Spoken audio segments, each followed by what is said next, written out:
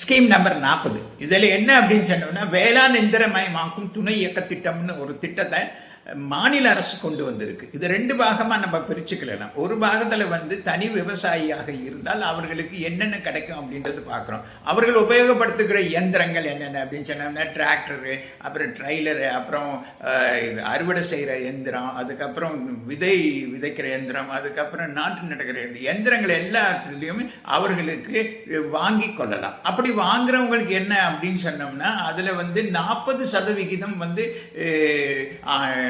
சாதாரண இதில் இருக்கிற விவசாயிகள் எல்லாருக்கும் 40% அவங்க மானியமாக கொடுக்கிறார்கள். இதற்கு ஆதி திராவிடர் அண்ட் இவர்கள் சாதாரண விவசாயிகளுக்கு 50%, சிறு விவசாயிகள் மற்றும் ஆதி திராவிடர் இருந்தால் 70% கொடுக்கிறார்கள். இவர்கள் அதை பயன்படுத்தி கொண்டு அந்த இயந்திரங்களை வாங்கி உபயோகித்துக் கொள்ளலாம்.